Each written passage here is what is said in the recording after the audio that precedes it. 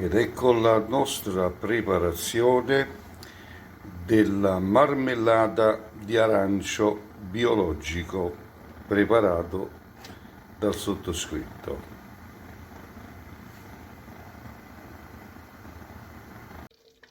E questo è il prodotto frullato, ecco, le arance frullate e stanno lì a cuocere a fuoco lento per ricavarne un'ottima marmellata.